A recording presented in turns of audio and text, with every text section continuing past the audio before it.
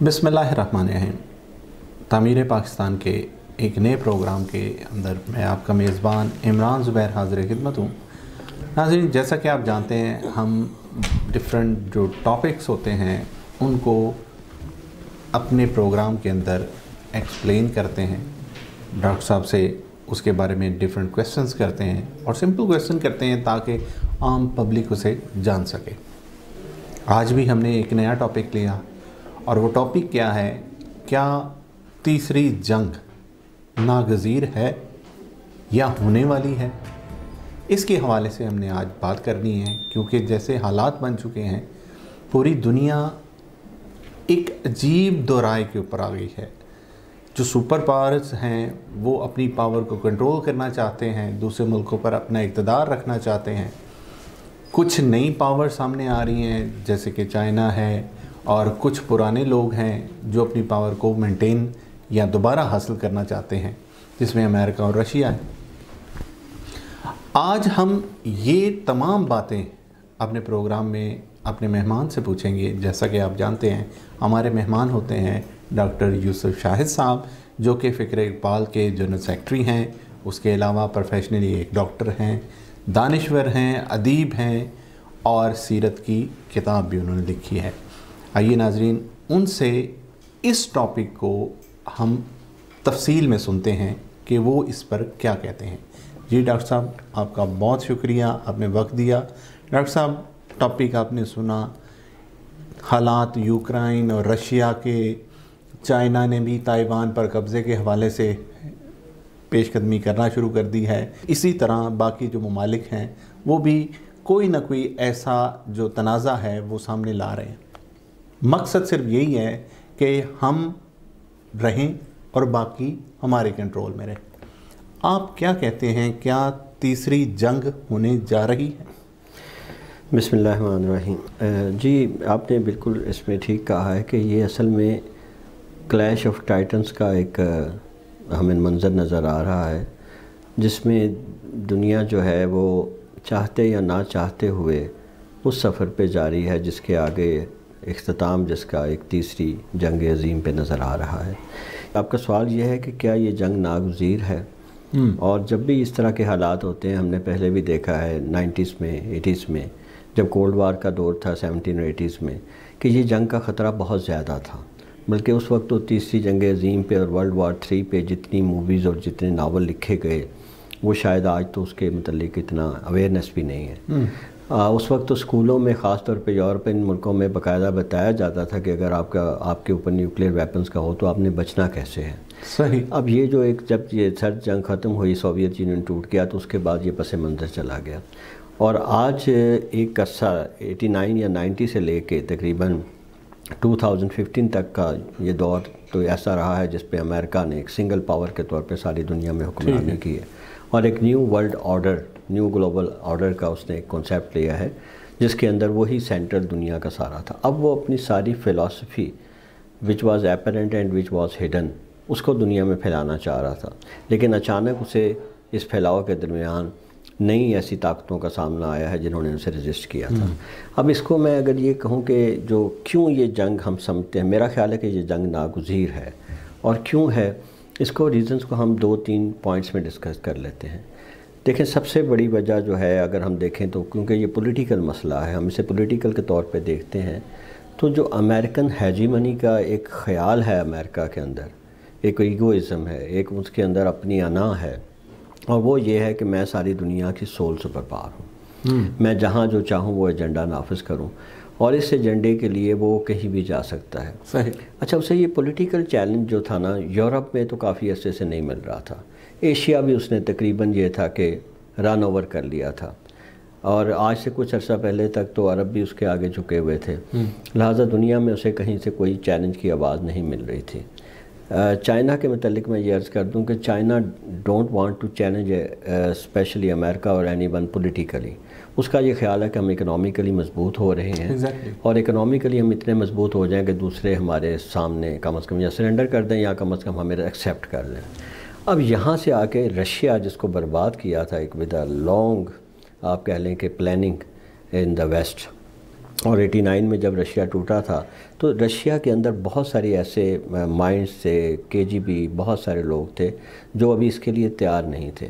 یہ political fall out ہو گیا تھا. کہتے ہیں کہ جو گورباچوف تھا وہ شاید امریکہ کے آگے بک چکا تھا, اور اسی طرح جو برزنیف کا آپ کو شاید وہ حال یاد ہو کہ جب وہ پریزیڈنٹ کلنٹن کے ساتھ کھڑا ہوا تھا, ڈرنک ہو کے باتیں کر رہا تھا, تو کلنٹن ہنسنے لگ پڑا تھا اس کی حرکات پہ.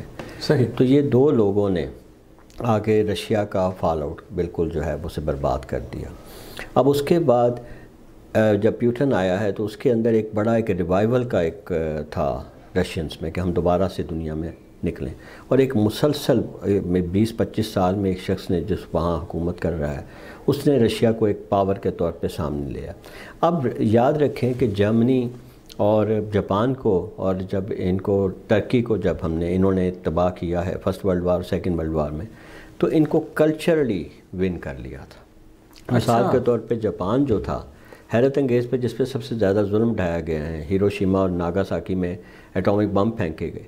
آپ دیکھیں کہ وہ اپنی ہار کے بعد آپ جاپان جائیں تو وہ سارے پرو امریکنس ہیں, موسٹ آف دیم وہ امریکن بلاک میں ہیں اور امریکہ کے گن گاتے ہیں, کیونکہ انہوں نے وہاں جو پولیٹیکل آئیڈیالوجی وہ اوپر لے آئے جو یہ کہتے ہیں کہ ہم پہلے غلط تھے, ہم سے غلطی ہوئی.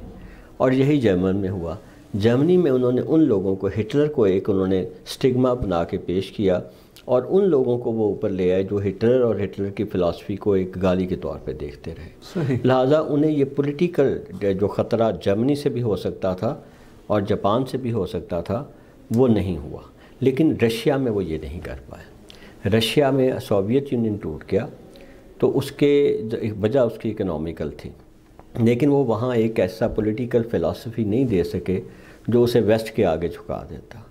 اب یہ ہوا کہ رشیا جب مضبوط ہو کے سامنے آیا ہے, رشیا دوبارہ سے اس ٹریپ میں نہیں جانا چاہتا. وہ سمجھتا ہے کہ ویسٹ نے ہمیں ایک دفعہ برباد کیا ہے, اور رشیا میں یہ بات بڑی سمجھی جاتی ہے کہ ویسٹ کسی بھی پاور کے وجود کو برداشت نہیں کرتا.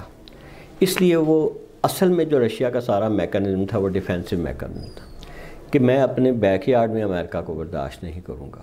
صحیح. لیکن امریکہ اور نیٹو کے یہ سمجھا جا رہا تھا کہ رشیا دوبارہ ابھر رہا ہے, اور انہوں نے ہمیشہ ابھرتی ہوئی قوم کو اپنے لیے خطرہ سمجھا. اچھا ڈاکٹر صاحب, یہاں ایک چیز کو ذرا ایڈ کرتے ہیں, ہماری انفارمیشن میں اضافہ ہوگا.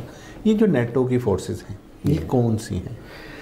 نیٹو 30 ملکوں کا تقریباً مل کے ایک الائنس ہے جس کو آپ کہہ لیں کہ جس کو قیادت امریکہ کے ہاتھ میں. ٹھیک ہو گیا. اور یہ اصل میں یہ ہے کہ یہ ایک ڈیفینسو ایک ایسا آپ کہہ لیں کہ ایک معاہدہ ہے جس میں کسی بھی ایک ملک پہ اگر آپ اٹیک کریں تو سمجھا جائے گا کہ وہ سارے نیٹو کے ملکوں پہ اٹیک ہوا ہے. صحیح. اور اسی طرح کسی بھی جنگ میں تو یہ آپ اسے کہہ لیں ایک ملٹری امپیکٹ ٹائپ ہے, جو اگر کسی بھی جنگ میں کوئی ایک ملک جاتا ہے تو وہ اپنے ساتھ نیٹو اس کی مدد کرتا ہے. اوکے. یہاں پر کیا رشیا نیٹو کے اندر ہے, چائنا نیٹو کے اندر ہے؟ نہیں, یہ دونوں نہیں ہیں. یہ دونوں نہیں ہیں. اس کا مطلب یورپ کی کنٹریز زیادہ شامل ہوں گی؟ زیادہ شامل ہیں. ٹھیک ہے. اچھا, ان کو ڈیفینسو پار جو پرووائڈ کی ہے وہ امریکہ نے کی ہے, یعنی یورپ کو کہہ لیں کہ بچانے کے لیے, ان کو ویپنز کی فراہمی وغیرہ کرنے کے لیے ان کو تھریٹ دیا گیا. یہ جو یوکرائن اور رشیا کی جنگ کا امریکہ کی انوالومنٹ نہیں ہے اس میں, کیا یہی چیز سامنے آئی ہے کہ یورپ کو بتانے کے لیے کہ کیا اگر آپ امریکہ کے خلاف اٹھیں گے یا پھر اس کی بات نہیں مانیں گے تو رشیا آپ پر اٹیک کر سکتا ہے؟ یہ بھی ایک سٹرونگ ایک آپ کہنے کہ تھاٹ ہے جو یہاں ہے. اصل میں امریکہ ہمیشہ بیٹل فیلڈ دوسرے ملکوں کو استعمال کرتا ہے. اوکے. دیکھیں, اس نے جب پراکسی لڑنی تھی افغانستان میں تو رشیا کے خلاف یا رشیا کے, تو اس نے پاکستان کو اور افغانستان کو اپنا پراکسی بیٹل فیلڈ بنایا. ہوتا یہ تھا کہ اسلحہ یہاں آتا تھا, یہاں کے لوگ لڑتے تھے اور وہ مرتے ہم لوگ تھے, لیکن جنگ امریکہ جیت گیا. اور جب جنگ امریکہ جیت گیا تو ہم لوگ بھی کھڈے لائن لگ گئے, افغانستان بھی کھڈے لائن لگ گیا. اسی طرح ان کی یہ خواہش ہے کہ یوکرین جو ہے, اچھا یوکرین کی تھوڑی سی آپ ہسٹری دیکھیں تو یہ یوکرین کے جو زیلنسکی ہیں یہ کچھ عرصہ پہلے ایک سو کالڈ ایک عوامی تحریک کے طریقے سے آئے. ہی از اے جیو. اچھا. ہاں, اور یہ جو زیلنسکی ہے, ویسے میں آپ کو بتا دوں بڑی مزے کی ہسٹری ہے کہ یوکرین میں جو ہم نے, آپ کو یاد ہے ان کی جوز کی ایک ہم نے موومنٹ دیکھی تھی، اور وہ تھی ان کی قبالہ کے آگے جو وہ ہیسیڈک موومنٹس تھی، ٹھیک ہے، ان کے جو بانی تھے وہ بھی یوکرین سے ہی تھے. ویسے he was born in Ukraine. تو یوکرین میں اچھے خاصا جوز کا بھی جو انفلوئنس رہا ہے پاسٹ میں، تو ان کو آگے لا کے بعد میں انہوں نے پوری طرح سے، اس سے پہلے جو تھا لائک بیلاروس جیسے آج ہے نا، وہ حلیف تھا روس کا، لہٰذا اسے روس سے کوئی خطرہ نہیں تھا. ٹھیک ہے. اور اس سے پہلے جو ان سے یوکرین کے پریزیڈنٹ تھے وہ was a very good friend of Putin. Okay. لیکن جب زیلنسکی آیا ہے تو انہوں نے کہا یہ جاتا ہے کہ ویسٹرن ایجنڈے کو نافذ کرنا شروع کر دیا. اب یوکرین از ویری امپورٹنٹ کیونکہ یہاں سے پائپ لائن گزرتے ہیں رشیا کے. اس کا مطلب ہے اگر یوکرین پہ نیٹو اپنا انفلوئنس بڑھا رہا ہے، اور یہ بات کئی دفعہ پیوٹن نے کہی کہ ہم اپنے بیک یارڈ میں امریکہ کو برداشت نہیں کریں گے، کیونکہ وہ ایک قسم کا تھریٹ فیل کرتے ہیں کہ یہ کسی بھی ابھرتی ہوئی سپر پاور کو یا کسی بھی ایسی پاور جو کل ان کے لیے خطرہ بن سکتا ہے اس کو پہلے ہی برباد کر دیتے ہیں. تو اس شکوے کو کرتے کرتے لیکن یہاں نیٹو نے اپنا جو ہے وہ نیٹو کہہ لیں یا نیٹو کے پیچھے جو پاور تھی وہ امریکہ کی تھی، اس نے اپنا ایجنڈا پیچھے نہیں کیا. اور آج یہ ہو رہا ہے کہ اسلحہ نیٹو سے دیا جا رہا ہے، کچھ امریکہ دے رہا ہے، اور لڑ کون رہے ہیں؟ یوکرینین. مر کون رہا ہے؟ یوکرینین فوجی. اب یوکرینین کی لاشوں کے اوپر یہ جنگ لڑی جا رہی ہے، اور پیچھے بیٹھ کے یورپ اور امریکہ یہ سمجھتے ہیں جیسے ہمیشہ ہوتا تھا کہ آپ افغانستان میں جنگ لڑو، پاکستان کو بناؤ بلی کا بکرا اور رشیا کو آپ توڑ دو. لیکن اب ایک فیکٹر ڈیفرنٹ تھا، وہ یہ ہے کہ رشیا کے اوپر انرجی وائز یورپ بہت ڈیپینڈنٹ ہے. ٹھیک ہے. اور اس وجہ سے اس کی جو سپلائی آئل کی اور خاص طور پہ گیس کی جا رہی ہے، اس کے بغیر اب وہ سپلائی ذرا کم ہوئی ہے. تو آپ دیکھ رہے ہیں فرانس میں، جرمنی میں، آسٹریا میں نیٹو کے خلاف وہاں پروٹیسٹ ہونے شروع ہو گئے، کیونکہ وہ اب سمجھتے ہیں وہاں کے لوگ، اور فرانس نے اور جرمنی نے تو کہہ دیا کہ ہم امریکہ کے پیچھے لگ کے اب روس سے جنگ نہیں کریں گے. صحیح. اٹ مینس کہ ان کو پتہ چل رہا ہے کہ امریکہ ہمیں یوز کر رہا ہے. لیکن مصیبت یہ ہے کہ امریکہ عام طور پہ کوئی نہ کوئی ایسی سچویشن کریٹ کر دیتا ہے جو اس وقت کے حالات میں آپ کو مجبور کر دیتی ہے کہ آپ جنگ میں جائیں. امریکہ کی یہ کوشش عام طور پہ رہتی ہے کہ یورپ بھی اپنے اندر ایک مضبوط اکانومی ہے، ٹھیک ہے، ایک آئندہ فیوچر میں ایک مضبوط یورپ بھی اس کو چیلنج کر رہا ہے، رشیا اس کو پولیٹیکلی چیلنج کر رہا ہے. اگر ایک جنگ ہو جائے پراکسی جس میں یوکرین کے نام پہ نیٹو اور یہ ٹکرا جائیں اور اصل میں یورپ اور رشیا ٹکرائیں، تو اینڈ رزلٹ کیا ہوگا؟ ایک ویک رشیا یا ٹوٹا ہوا رشیا اور ایک ویک یورپ. تو امریکہ کو جو پولیٹیکل مصیبت کا سامنا کرنا پڑنا تھا فیوچر میں، وہ دونوں پاورز اس کے نیچے بڑھ جائیں. لہٰذا یہ سمجھ لیں کہ basically it's a problem of the hegemony of the United States, جو اپنے چاہتا ہے رشیا سے جنگ ہو اور یورپ اس جنگ میں کود پڑے یا اس کو شامل کر دیا جائے، اور اس کی پراکسی وار پھر یہاں لڑی جائے. تو ایک تو یہ پولیٹیکلی میں نے کہا کہ جرمنی اور جاپان سے یہ مسئلہ نہیں رہا تھا اسے. دوسری چیز ہے اکنامیکل ہم سب کو پتہ ہے کہ جو امریکہ ہے اس کی حالت کیا ہے. وہ اس نے ڈالر کو ایک آرٹیفیشل لیول پہ پیٹرو ڈالر کے ساتھ اس نے باندھا ہوا تھا، جس کی وجہ سے ساری دنیا میں جو ڈالر تھا وہ مضبوط تھا. اب یہ ہوا کہ اسے چیلنج آ رہا تھا چائنا سے، اور اس چائنا کے چیلنج کو ختم کرنے کے لیے بھی اس کی وہی پرانے ہتھ کنڈے کہ اب آپ انڈیا کو یوز کریں، آپ آسٹریلیا سے کہیں کہ آپ کو خطرہ ہے، آپ جاپان جو آپ کا آگے ہی طفیلی ملک ہے اس کو آپ نے بھڑکانا شروع کر دیا. اور کیونکہ ہسٹری میں انڈیا اور چائنا کی بھی جنگ ہو چکی ہے، جاپان اور چائنا کی بھی ہو چکی ہے، تو یہ دونوں چائنا سے خار بھی کھاتے ہیں. اور اس کو امریکہ نے ساتھ یوز کرا کے ساتھ آسٹریلیا کو، آپ کو پتہ ہے کہ انہوں نے کوڈ بنائی ہوئی ہے جو 4 ملکوں پہ مشتمل ہے، اور اس میں ان کا مقصد یہ ہے کہ یہاں جو ہے اب یہ بڑا امپورٹنٹ ہے، یہ ہے اوشنز آف دا ورلڈ. جسے ہم نے ایک پروگرام میں کہا تھا جب ہم نے پریڈکشنز کی تھیں کہ دنیا کی آئندہ جنگ جو ہے وہ ہمیشہ اوشنز کی وجہ سے. اب اس اوشنز پہ وہ چاہتے ہیں کہ جو پیسیفک اور چائنا کا سارا اوشن ہے، یہ چائنا اس پہ اپنا کنٹرول چاہتا ہے، کیونکہ چائنا کو بھی امریکہ سے وہی خطرہ ہے جو رشیا کو ہے، کہ وہ اگر خاموش بیٹھا رہے گا تو امریکہ اس کو کسی نہ کسی طرح سے کمزور کرے گا. اب یہاں سے وہ کارڈ بنا کر ایک ایسا الائنس بنایا گیا ہے جہاں کسی نہ کسی موقع پہ کوئی ایسا پوائنٹ شروع کر دیا جائے گا کہ یہاں یہ جنگ چھڑ جائے اور اس میں یہ چاروں ملک اب ان کے پیچھے امریکہ دور سے بیٹھ کے جنگ کرے، اس کا جو ارادہ ہے. اور یہ ہے کہ انڈیا، چائنا اور انڈیا اس کو اب محسوس کر رہا ہے. انڈیا اس لیے اپنے آپ کو ایکٹیو دشمنی جو چائنا کی ہے اس سے کم کر رہا ہے. اس نے اپنے آپ کو روس سے بھی دور نہیں کیا اس دفعہ.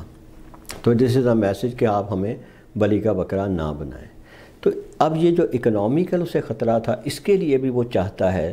لیکن آپ کو یاد ہوگا اگر پیلسٹینین اور جو عرب اسرائیل کانفلکٹ تھا یہ کرتے کیا ہیں کہ جیسے ایک جہاز سے اچانک پتہ چلا اسرائیل کا جو ہے وہ اغوا ہو گیا ہے اور وہاں وہ لوگ عرب زبان میں کہہ رہے کہ ہم پیلسٹینین ہیں, ہم مصری ہیں, ہم نے ان کو اس لیے اغوا کیا کہ دنیا ہمارا مقصد سنے.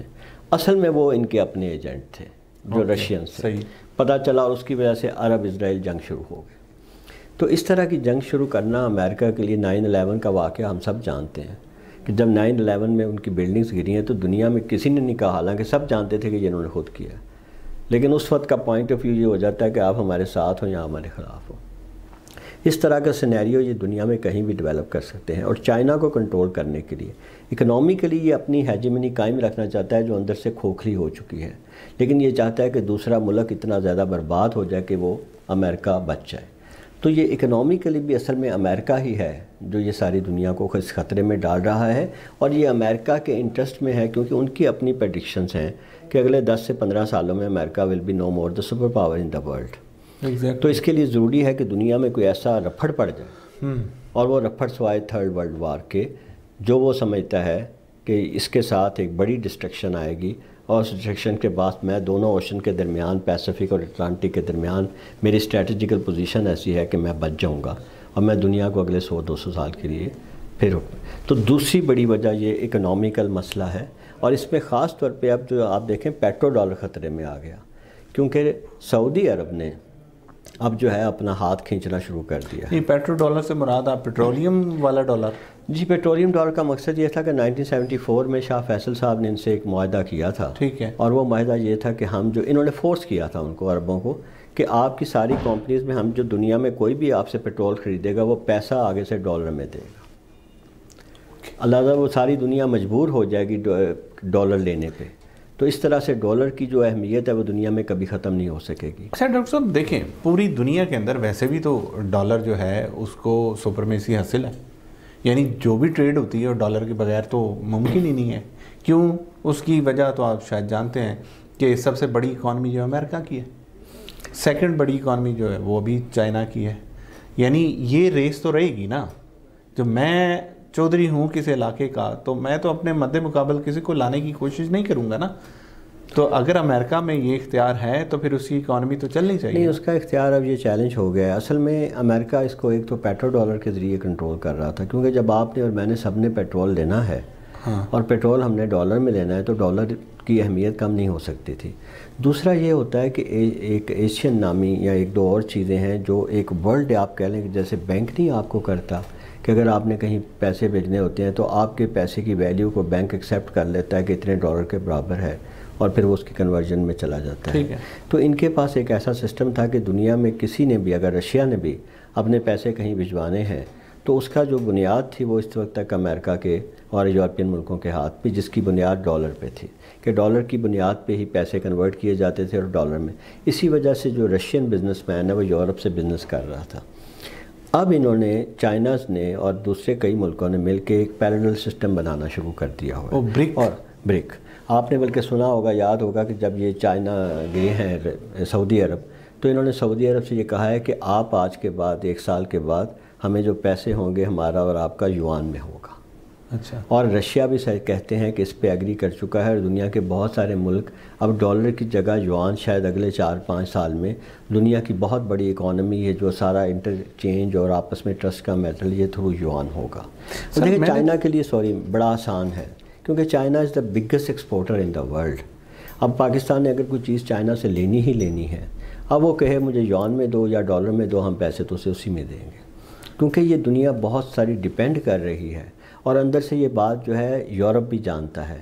جرمنی اور اس طرح کے ملکوں نے چائنا سے ڈائریکٹ معاہدے بھی کر لیے ہیں.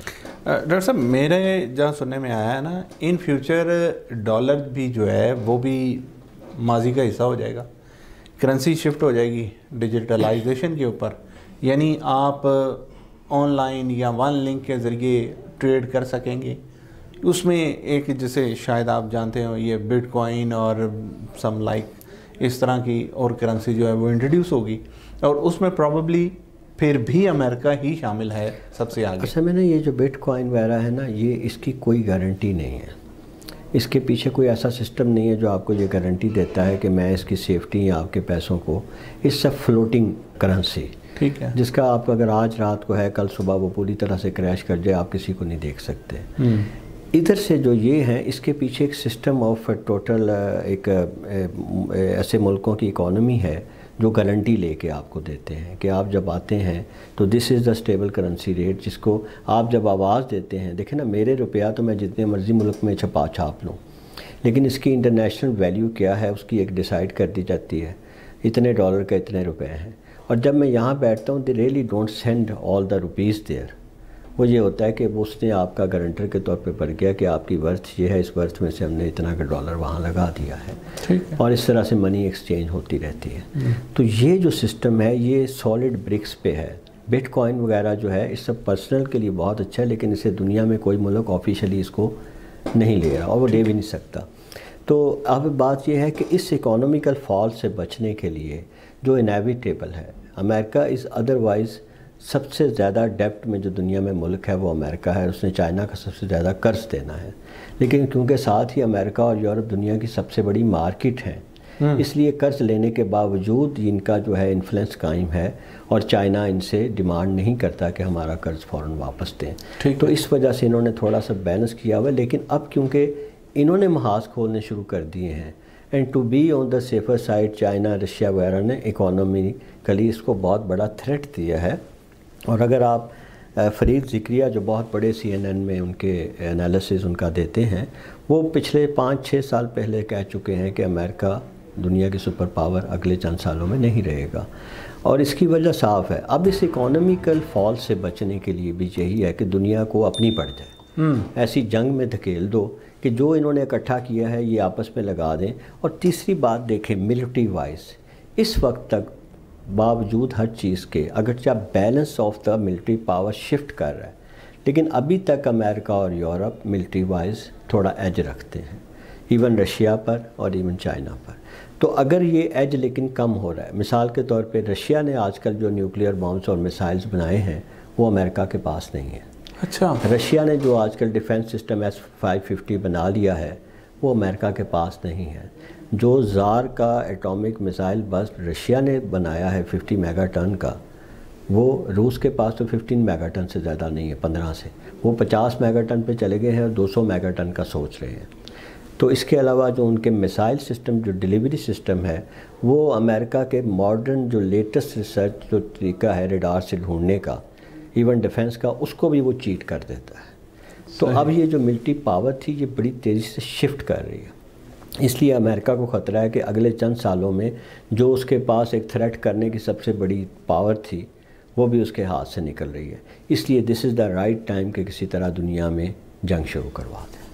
تو یہ سارے فیکٹرز کو دیکھیں تو امریکہ یوں لگتا ہے کہ یہ جنگ پرووک کرنا چاہتا ہے، لیکن اپنی مرضی کے ساتھ کسی حد تک controlled. This is the problem with the American egoism. اچھا ڈاکٹر صاحب، مجھے تو یہی لگتا ہے کہ یہ جو لیٹسٹ ویپنس ہیں یہ ہی روکے رکھے ہوئے ہیں یہ تیسری ورلڈ وار کو. جی آج تک تو ایسا ہی تھا. بالکل کہہ رہے ہیں کہ they are use as deterrence, اور ڈیٹرنس دوسرے کو حملہ کرنے سے روکتے ہیں.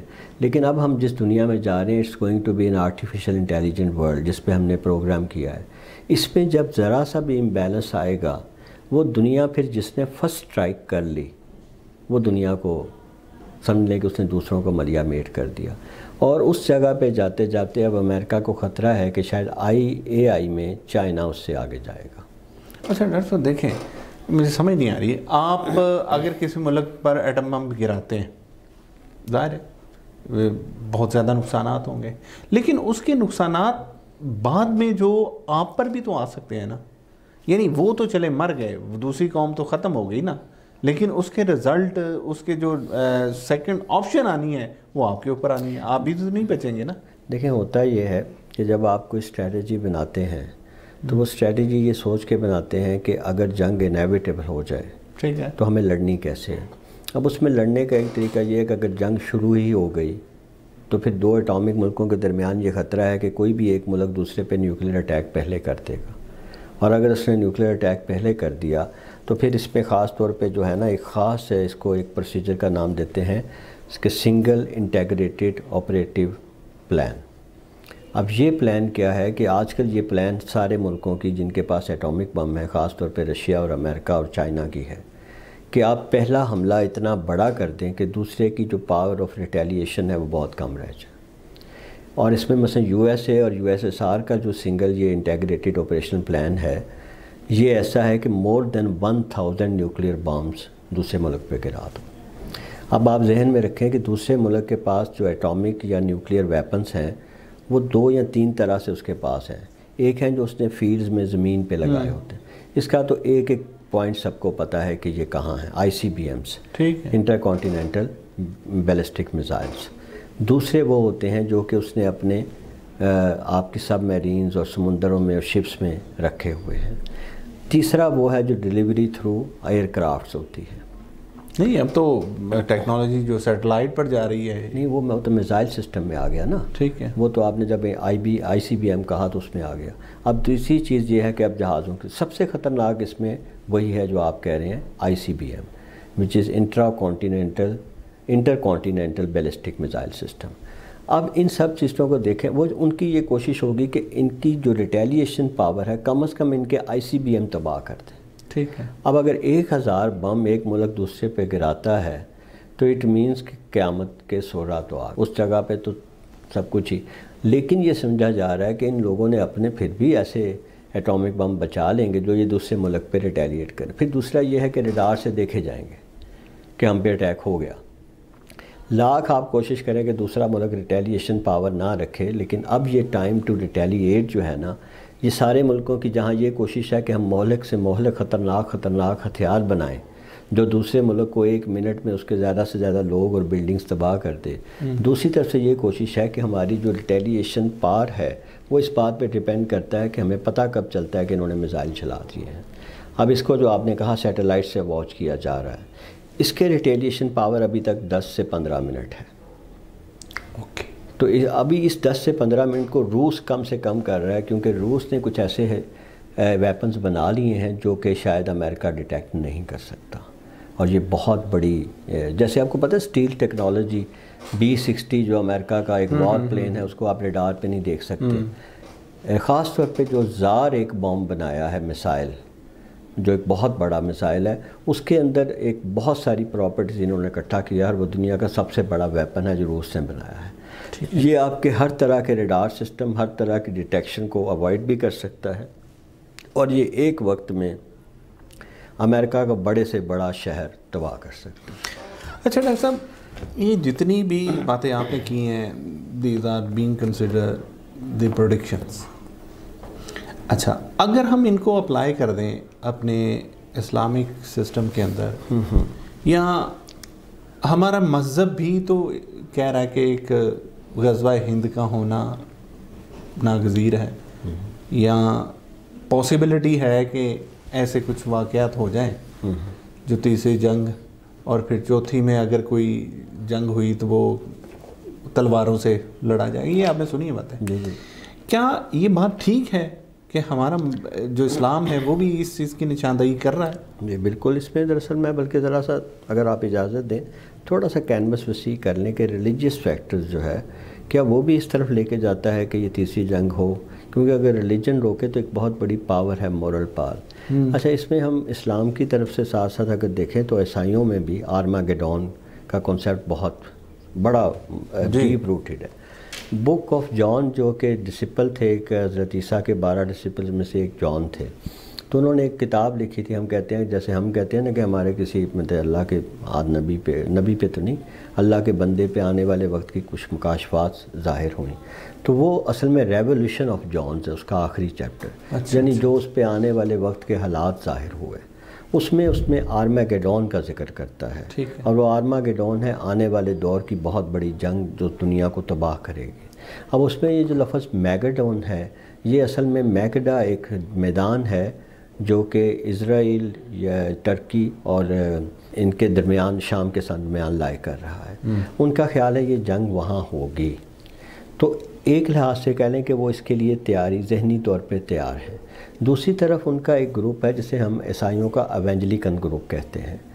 ایونجلیکنز کا یہ خیال ہے کہ حضرت عیسیٰ آئیں گے جب یہ دنیا میں تباہی ہو چکی ہوگی اور یروشلم میں کنگ ڈیوڈ کا تھرون دوبارہ ہیکل پہ رکھا جا چکا ہوگا، کیونکہ وہ ہیکل پہ آ کے اپنی بادشاہت کا اعلان کریں گے۔ اس لیے ایونجلیکلز although they are enemies of Jews because they think جو حضرت عیسیٰ تھے انہیں مصلوب انہوں نے کیا، لیکن they are helping.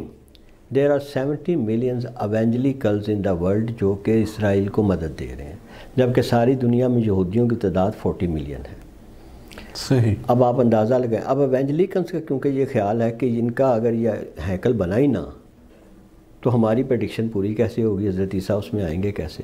چاہے وہ آ کے یہودیوں کی ماریں گے، یہ ان کا یقین ہے۔ عجیب سی بات ہے کہ وہ ان کی ہی مدد کر رہے ہیں جن کو انہوں نے مارنا ہے، اور جو مرنے والے سمجھتے ہیں کہ انہوں نے ہمیں مارنا ہے وہ ان سے مدد لے رہے ہیں۔ لیکن ایجنڈا یہ ہے کہ ہیکل جو ہے وہ دوبارہ تعمیر کیا جائے۔